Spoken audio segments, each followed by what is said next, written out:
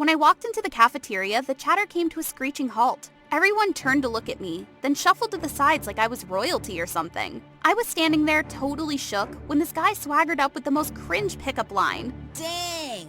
Now I get why it got so quiet. It's all for this stunning babe right here. Dinner with me tonight, baby?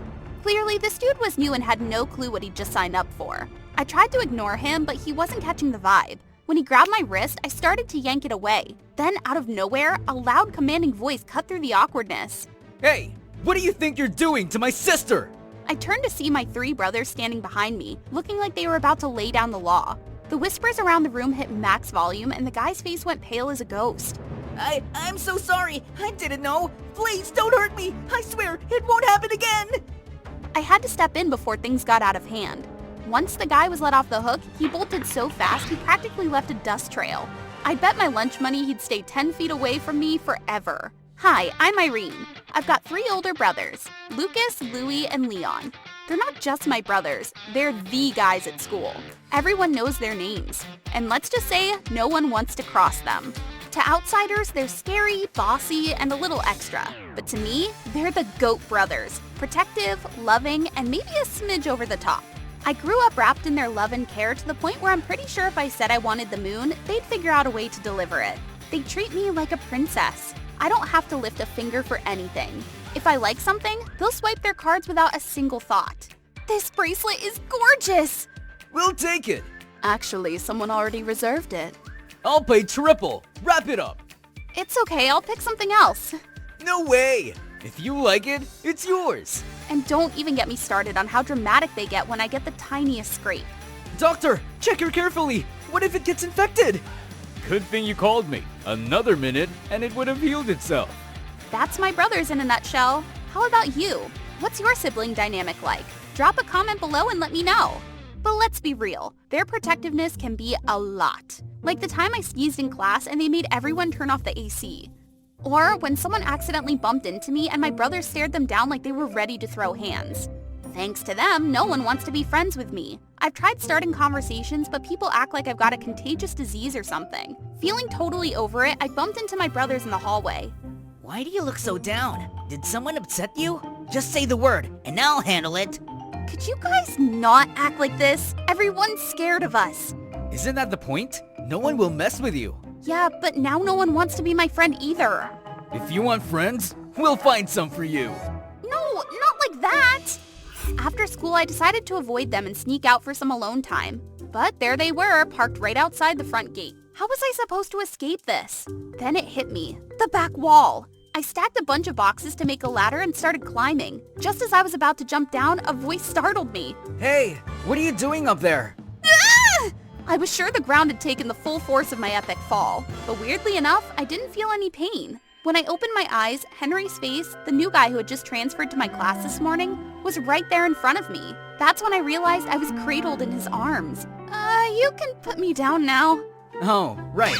Ouch! Was the drop really necessary? Why were you climbing the wall? Up to no good?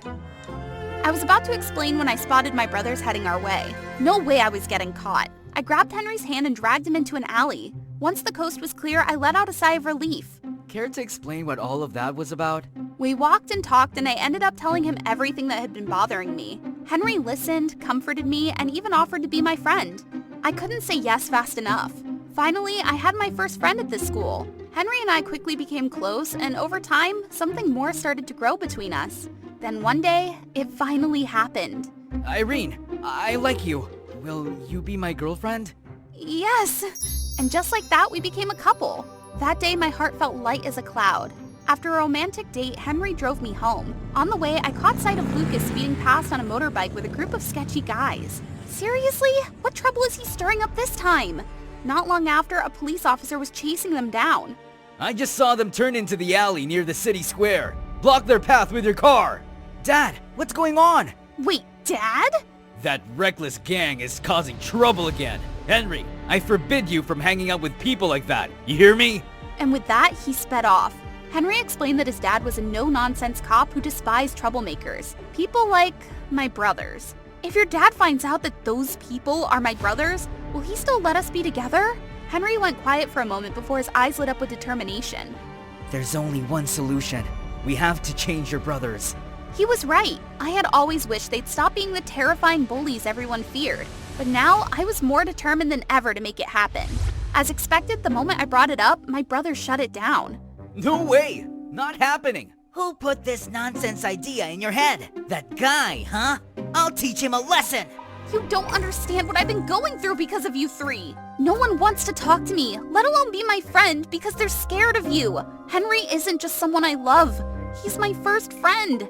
He's important to me. And most of all, I don't want you to keep living like this.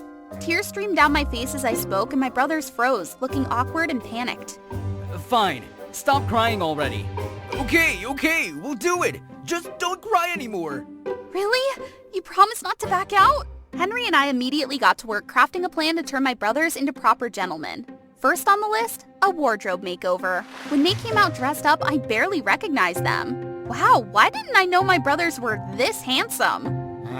This looks ridiculous. It's so not me. Aw, where's cool, Lucas? This is a tragedy. Next, I made them promise not to use violence anymore. One time, Leon almost socked a guy who accidentally bumped into him. I caught him just in time. Leon? His hand froze midair. Slowly, he released the guy's collar. Just be more careful next time. Yes, thank you. I'll be careful. The poor guy bolted like his life depended on it. I couldn't help but grin at Leon. Progress. That weekend, I dragged my brothers to the hospital to volunteer. They needed to learn patience and kindness, even if it killed them. Lucas and I were assigned one room, while Louis, Leon, and Henry took another. Inside was a girl about my age with her arm in a cast. Poor thing. She was hit by some thugs on a motorbike in an alley near the city square last week. Her family's struggling, and now she can't even sell flowers to make a living. Last week? City Square? My stomach sank as I glanced at Lucas, who looked visibly guilty. I'm sorry. I was in a rush to help my friends and must have been going too fast. I didn't even realize I'd hit someone. Oh, it's fine. You didn't actually hit me. I panicked and fell on my own. It's still my fault. Let me take care of you until you're better. True to his word, Lucas started visiting Katie every day.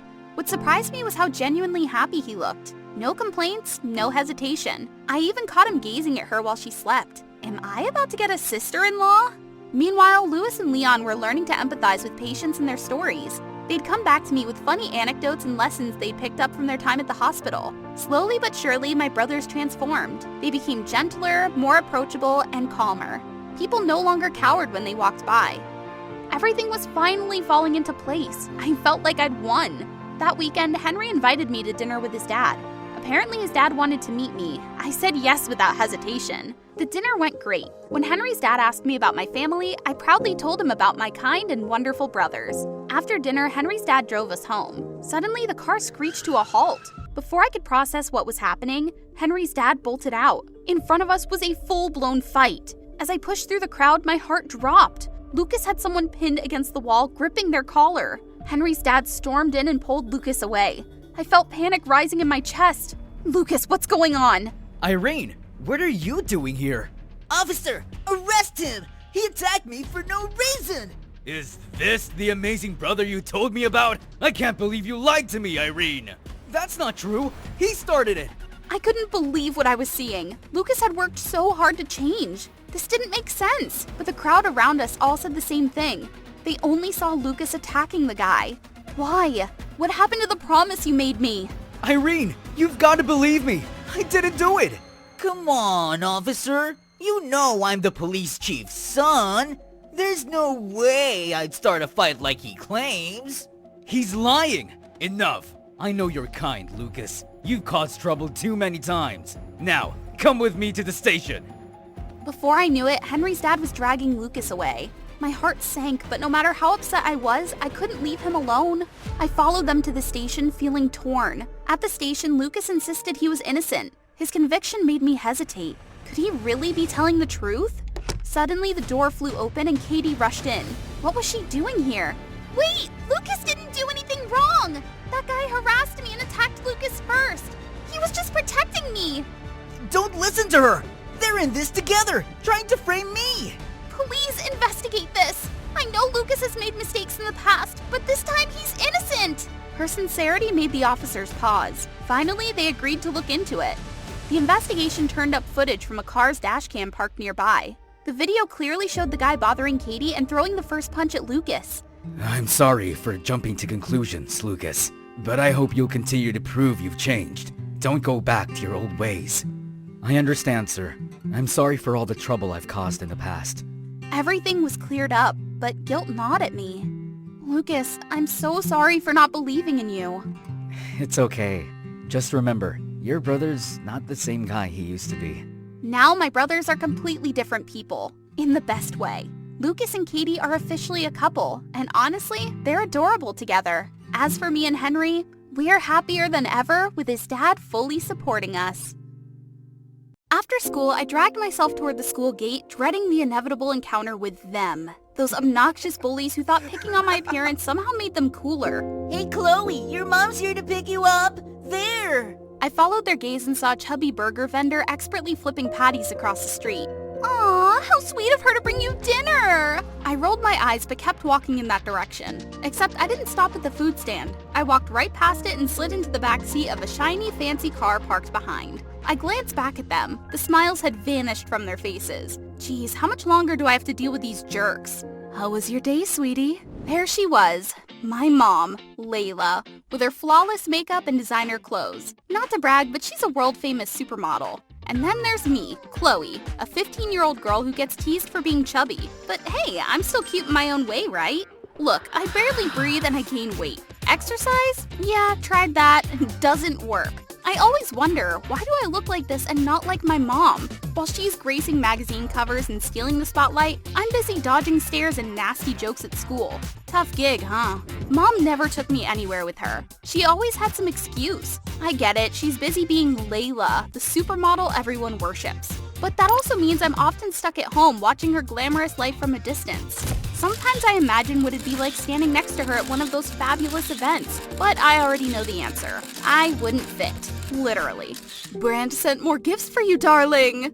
Designer clothes, fancy dresses, all of them. Stunning. But they'd barely cover one arm or maybe a leg, let alone my whole body. The older I got, the more I hated looking in the mirror. I also became wary of opening up to anyone. People cared more about looks than what's on the inside. One evening, I heard the front door open. Mom came home earlier than usual. She normally arrived late at night, tipsy, sometimes crying over my dad. But today was different. Her voice echoed through the house, happier than ever. But as soon as she saw me, her smile faded. Chloe, we need to talk. I sat across from her in the living room and the air felt oddly tense. There's something important you need to know. That I love you very much. I love you too, but what's going on? I need to ask for your forgiveness, Chloe. What I'm about to do is for the best. For both of us. You're scaring me. What are you planning? Just tell me already. Her phone buzzed, interrupting the conversation. She quickly answered it and rushed out, leaving me alone with a million questions swirling in my head. That night, I tried to stay up and wait for her, but sleep pulled me under, and soon I was wrapped up in my blanket. The next morning, I was woken by noise. Paparazzi crowding our driveway. Why were there so many people here? Right there, splashed across every gossip page, was a photo of my mom standing outside smiling for the cameras. A live stream? Mom was standing next to a slim, pretty girl about my age. Everyone, meet my daughter Maya. I'm so proud to introduce her to the world. Daughter? The word made my breath catch. Maya, you look amazing. Do you plan on following in your mother's footsteps and becoming a model? I think my figure speaks for itself, of course. Like mother, like daughter, just wonderful. Downstairs, the laughter and congratulations continued, but no one seemed to care about the storm of confusion raging inside me. That night, I heard a knock at my door, but I didn't answer. After a while, my mom walked in. Listen, I didn't have a choice. The media, they expect so much. I had to lie about Maya being my real daughter. I know it's unfair to you. I'm sorry. I clenched my fist, trying to hold back the anger. Protecting me? Pretending Maya's your daughter is protecting me? I don't want to hear your excuses. She rummaged through her designer purse and pulled out a stack of cash, placing it on the nightstand. Take it. Buy whatever you want. Just understand me, Chloe. I don't want your money. I just want a mom who isn't ashamed of me. She was about to say something, but then changed her mind and quietly walked out. So it was true. She was ashamed of me, because I didn't look good enough to be her daughter. The very next day, Maya moved in. Mom and Maya spent time together laughing, shopping, taking selfies, doing everything the media wanted to see. I couldn't believe how fast Maya became part of the family. She even started appearing in magazines, adored as the perfect daughter. One afternoon, my mom brought a few of her fancy friends home. I was in the kitchen making a sandwich when they walked in. I was planning to quietly slip away when one of them noticed me. "Oh, I didn't know you had a maid! So young and dressed nicely, too!" For a second, everything froze. Mom's smile became awkward, but before anyone could say anything else, Maya jumped in. "Yes, this is Chloe, our housemaid!" I stared at Maya, my eyes screaming, "Really?" But she just flashed me that fake smile of hers. "Get us some drinks, will you? These are Mom's special guests, so be extra nice." She actually ordered me around like a servant. What the flipping flapjacks? She even gave me that look, like I better behave if I didn't want to embarrass Mom. "And don't forget to clean up the breadcrumbs." A few people complimented her on her attention to detail. I was so shocked I let out a laugh, but I grabbed the broom and swept, imagining Maya's annoying face as the floor I was sweeping. "Thanks, Chloe!" Then they left, leaving me standing there fuming. Mom sneaked a glance at me, but I ignored her. This was her idea of protecting me? Things got worse at school. Maya immediately became the center of attention. Everyone wanted to be friends with the daughter of the famous supermodel Layla. Even the mean girls were practically begging her to join their squad. And the guys? Those losers buzzed around her like flies, desperate for her attention. I didn't care, but Maya definitely did. She was whispering to her clique about me, and the gossip spread like wildfire. Soon enough, my old friends stopped talking to me, and even people who didn't know me started avoiding me. One time, I managed to overhear Maya and a few girls chatting. "I don't know how Chloe lives like that. I mean, she doesn't even love herself. Otherwise, she wouldn't be so, overweight. I heard she's a total brat at home, too." Lies! I stomped over and punched Maya right in the face, knocking her to the ground. "Who do you think you are? Fake! You're living a fake life! You're not my mom's daughter!" Wait, no. If I said that, it would expose Mom as a liar. She's still my mom. Ugh. But Maya didn't stop. Her manipulation reached a whole new level. "Why do you hate me so much? I'm only trying to help you. You won't be happy until you kick me out, will you?" What are you even talking about? If you were me, would you want some random girl moving in and calling your mom Mom? You're living my life.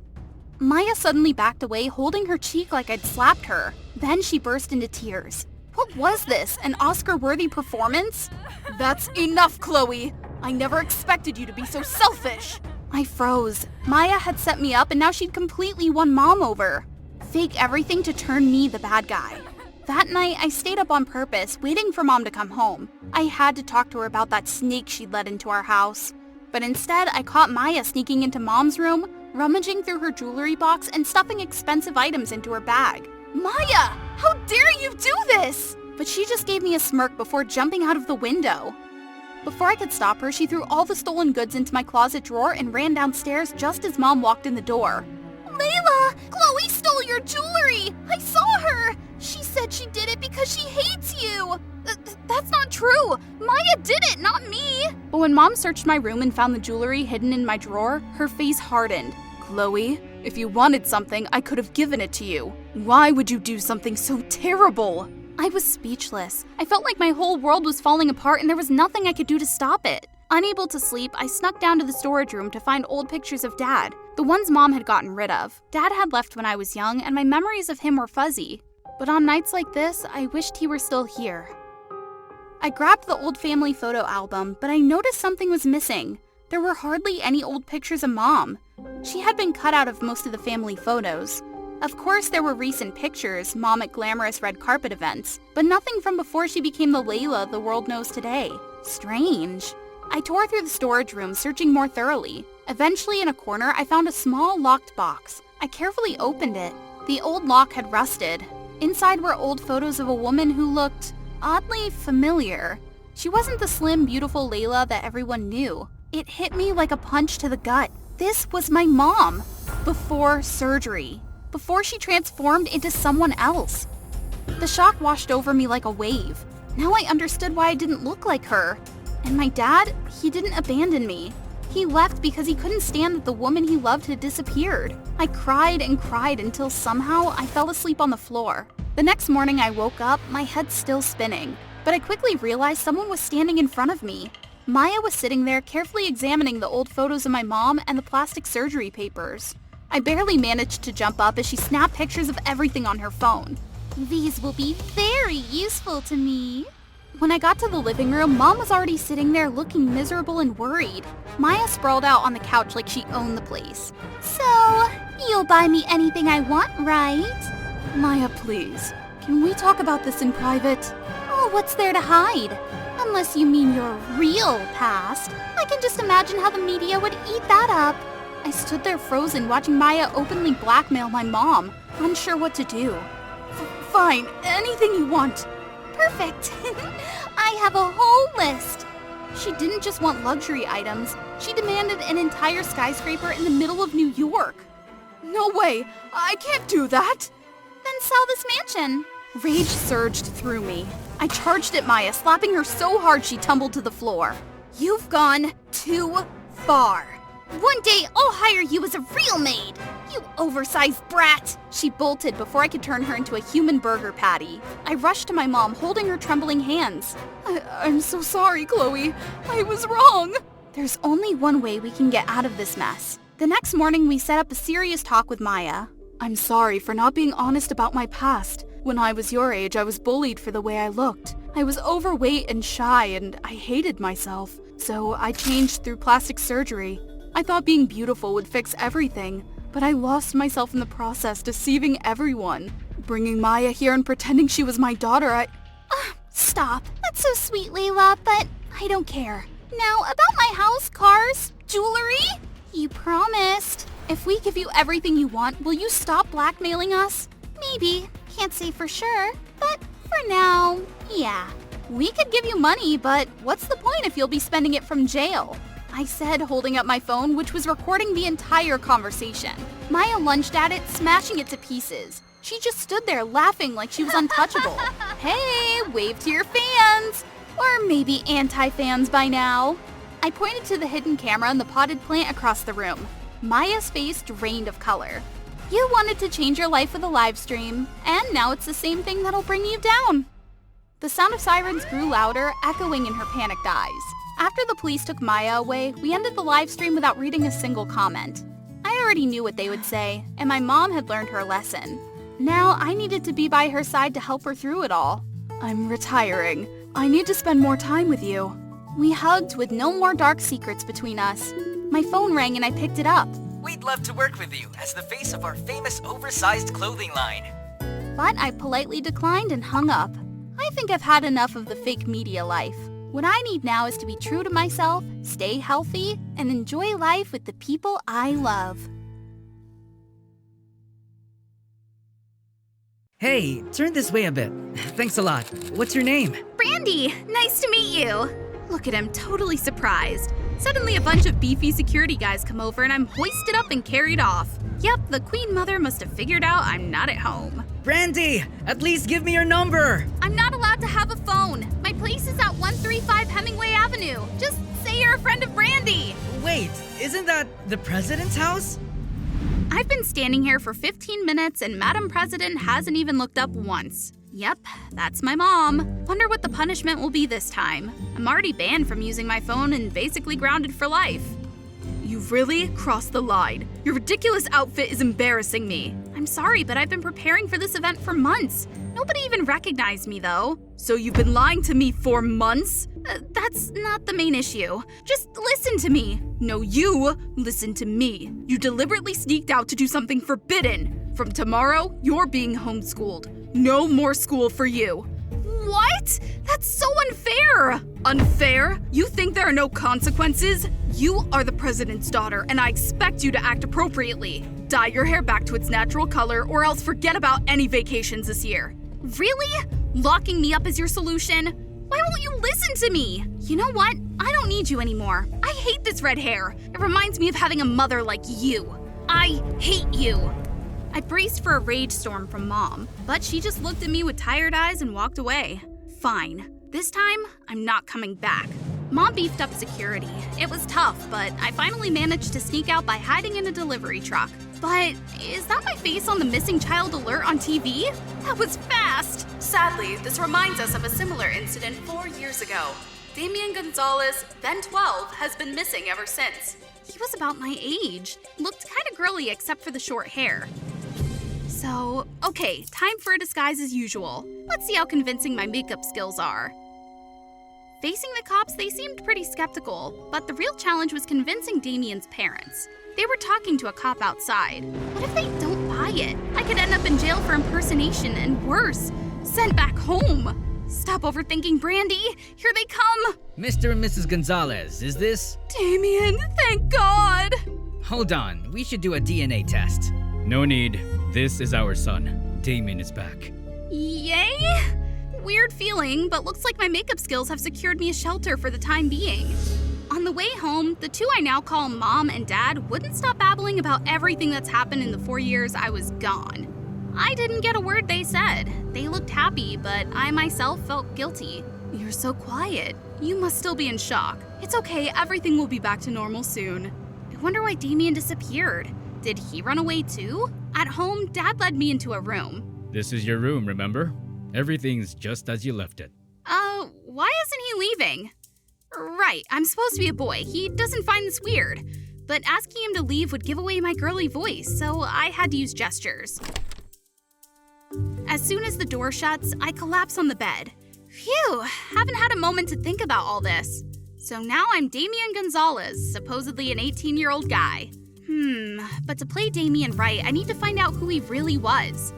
I rummage through every drawer, closet, and even under the bed, but find nothing that shows who Damian really was. Then I spot something shiny deep in the closet. A sequin dress? And several other dresses in here. Are these Mom's? But Dad said this room was left untouched. Damian, what are you doing? Put that down! I jump in shock. She came in when? That stern face is too scary. She then calmly snatches the dress from my hand and picks up the other dresses, casually replacing them with boys' clothes and fitting them on me. Darling, those aren't for you. These are what you should be wearing. This is right. Change and come down to eat. Let me put these away for you. Don't make us sad. Should I wear this? Is this right? Is she playing dolls with me? But whatever, I'm starving. Just as I head downstairs though, Dad drags me into the bathroom. To cut my hair. One hand clamped on my head, the other wielding clippers to shave the back of my neck. Not stopping there, he even shaves my non-existent mustache with a razor. Soon you'll grow a real man's beard, my boy. This is beyond weird. If he wasn't any stronger, I'd have fought back, but the hunger and the smell of delicious food distracted me. There's a feast waiting in the kitchen. It's been forever since I had a warm family meal like this. Probably since Dad passed away. Without him, Mom and I hardly eat together, and we never say grace anymore. So good. Eat up, Damian. I could keep being Damian if it means getting this kind of love and care. Just then, the TV announces my disappearance. There's my dear Mom making a statement. But I'm not going back to being Brandy, no matter how many tears she sheds. Wait, is she crying? Because of the missing person news? I glance at Dad and see he's also looking pained. I just hung around the house the next few days because they didn't want me going out alone, fearing I might get kidnapped. This is exhausting, even worse than before since they won't leave Damian's side, except when we sleep. Suddenly, Dad says, Come to work with me tomorrow. No, the boy's not ready. The guys at the fire station need to know Damian's back, right, son? The next day, arriving there, I'm surrounded by all these guys checking me out like I'm a zoo animal. This is Damian. My son disappeared a few years ago, but now he's back with us. Let's welcome him. What? He turned into a girl after all these years? Like you've never seen a pretty boy in baggy clothes before. Quiet! This is my son. No doubts or mocking. Laugh at him and you'll answer to me. Their smiles instantly turn into grimaces. Suddenly, a guy pulls me aside. Listen, I don't know what you're up to with his family, but I know for sure you're not Damian. So who are you, huh? Speak up! Just then, Mr. Gonzalez walks by, making this guy quickly let me go and pretend nothing happened. It's usually peaceful here unless the alarm goes off. And just like that, the alarm blares. Everyone scrambles into their gear and rushes to the fire truck. I'm dragged along by the same guy who was just rough with me. I'll deal with you later. Duty calls first. Let's go. This is Damian's job too. I'm clueless until I see a huge column of smoke. We arrive at a chaotic scene. Adults yelling, running back and forth, kids crying all over. Everyone's face is smeared with soot. The fire is up on the 15th floor and there are cries for help coming from above. Damian, don't run around. Your job is just to stand here. I obey. I'd only get in the way. The victims are being rescued using ladders or carried out by firefighters. In the distance, I see that rude guy from earlier stopping a middle-aged woman from running back inside. No, my child is still in there. I can't leave her. Let us save your child. Please don't go back in. The woman collapses, sobbing. But as soon as no one's looking, she darts inside. At that moment, the entire 15th floor explodes. Shards of glass and bricks flying everywhere. Lower the rescue ladder! I hear them all say the lower floors have been evacuated, but my head echoes with a phrase in my mom's voice. No one gets left behind. How can you be sure? Hey you, deploy the safety net. There might still be people up there. Aha! Caught you! Forget about it. Get the net out and call for the loudspeaker. Thanks to others joining in, we get the net deployed, just in time for someone to jump from the middle of the building and land and celebrates. There were no casualties in the fire. They even thank me for helping. That rude Adam even treats me with respect now. More importantly, when I discreetly ask him about Damian, his answer confirms my suspicions. The next day, while Mom was out and Dad was still hungover, I decided to make a break for it to avoid being exposed. Did you think you can run away again? I step back in fear and notice Mom's been here the whole time. Where were you planning to go? We know you've been trying to escape. You're not our Damian, but we're willing to overlook that flaw and still be a family. A family? But you never accepted Damian because he was transgender. Your child left because of that, and now you want to imprison another one? You knew? Then they both break down crying, no longer resisting. The memory of their only son leaving still wounds them deeply. We've regretted it, but Damian couldn't see that. When we saw you, we just wanted to make amends for the harm we'd caused our child by welcoming you home. We thought we could keep fooling ourselves forever, but the truth is, Damian will never come back. Looking at them, I wonder, maybe my mom feels the same way right now. I miss her too. My rebellious nature is all from her. This isn't my real home. It's time I went back to my actual family. I said goodbye to the Gonzalez family, go to a public place and call the hotline for missing children. Minutes later, I'm taken to be identified by my relatives. Seeing me, Mom rushes over hugging and scolding me fiercely. Mom, I'm so sorry. I'm so happy to see you again. Back home, I tell her about my time with Damian's family and how cosplay is my escape from a stifling life. She's never listened to me so intently. I also listen as Mom shares why she's always pushed me into strict roles, hoping I'd become a tough politician like her. Mom acknowledges she had too many expectations, and I realize I've been too defiant, hurting her in the process. Since that day, I've been living like a normal teenager and am no longer banned from cosplaying.